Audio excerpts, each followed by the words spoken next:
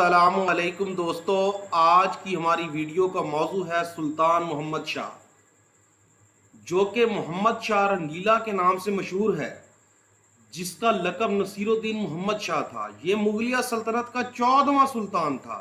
मोहम्मद शाह रंगीला ने अपनी मुद्दत हुकूमत का ज़्यादातर वक्त ऐश निशात परस्ती में गुजारा। सुल्तान मुगलिया सल्तनत का जवाल, जो कि औरंगजेब आलमगीर की वफात से शुरू हो चुका था, उसका सद्देबाब मोहम्मद शाह के 27 साल तवील दौर में किया जा सकता है। मगर बदकिस्मती के बादशाह की ऐश पसंदी और बेफिक्री के सबब नज़्म व नस्क की जिम्मेदारी वुज़रा के कंधों पर थी, जिनकी सियासी चशमक ने मुल्क को सियासी और इक्तसादी बहरान से दो चार कर रखा था। निज़ामुल मुल्क आसिफ जाह, जो कि एक मुखलिस अमीर था, हालात पर काबू करने की बहुत कोशिश की, मगर वो भी मायूस होकर दक्कन वापस चला गया। मरहट्टों और सिखों की बगावत, जिसे आलमगीर ने कुचल कर रख दिया था, वो भी दोबारा सर उठाने लगी। उसका असल नाम रोशन अख्तर था। सैयद बरादरान ने उसे जेल से रिहा कराया और 1719 ईस्वी को तख्त पर बैठाया। उसने अपने लिए नासरुद्दीन मोहम्मद शाह का लक़ब पसंद किया, लेकिन तारीख ने उसे मोहम्मद शाह रंगीला का नाम दे दिया। मोहम्मद शाह रंगीला एक गैर मतवाजन शख्स था। 24 घंटे नशा में धुत रहता था, रक्स सुरूर फाशी अरियानी का दिलदाता था। वो कानून बनाने और कानून तोड़ने के में माहिर था।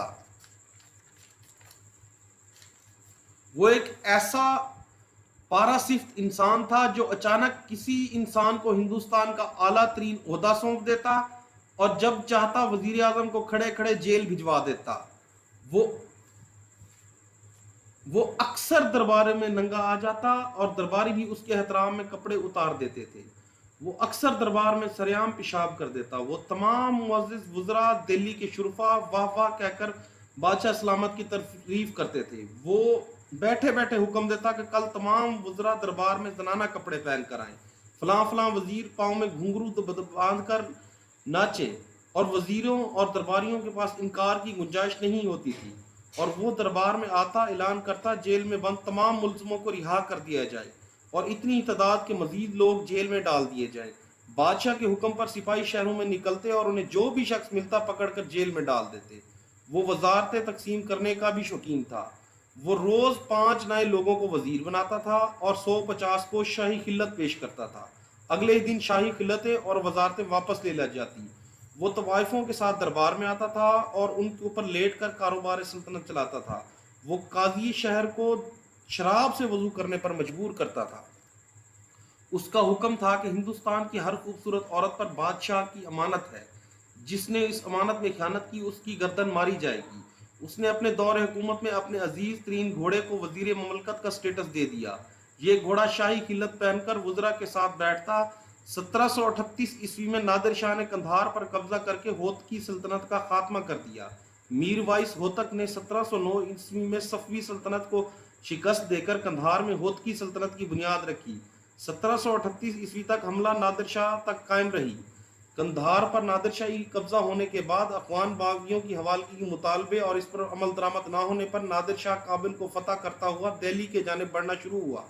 मोहम्मद शाह और नादिर शाह के दरमियान जंग 1739 ईस्वी में करनाल के मकाम पर हुई, जो दिल्ली के शुमाल में तकरीबन 110 किलोमीटर पर वाक़िया है। मोहम्मद शाह रंगीला की 1 लाख से जायद फौज नादिर शाह की 55,000 फौज का मुकाबला न कर सकी और मुख्तसर लड़ाई के बाद नादिर शाह दिल्ली में दाखिल हो गया। मोहम्मद शाह रंगीला गिरफ्तार हो गया। अब मुगल खजानों की चाबी नादिर शाह के हाथ में थी। अहलिया ने दिल्ली की बगावत पर नादिर शाह ने कत्ले आम का हुक्म दे दिया। दिल्ली में लूट मार और गारतगिरी शुरू हुई।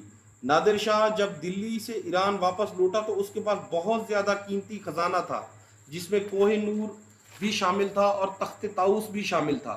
हजारों हाथी, जंगी घोड़े और जवाहरात इसमें शामिल थे। जो माल और जवाहर उसके हाथ लगा वो बहुत ज़्यादा कीमती था, जिसका अंदाज़ा इस बात से लगाया जा सकता है कि नादिर शाह ने अपनी सल्तनत में कोई टैक्स 3 साल तक वसूल नहीं किया। नादिर शाह के हाथों मुगलिया सल्तनत की शिकस्त के बाद मुगलों को संभलने का मौका नहीं मिला। मजीद हालात दिन ब दिन खराब होते गए, यहाँ तक कि 1857 की जंग आज़ादी के बाद बराए नाम मुगलिया सल्तनत भी ख़त्म हो गई। मोहम्मद शाह रंगीला 26 अप्रैल 1748 ईस्वी को कसरत शराब नोशी के बायस मर गया। मेहरबानी फरमाकर मेरी इस वीडियो को लाइक कर दें और चैनल को सब्सक्राइब कर दें। शुक्रिया।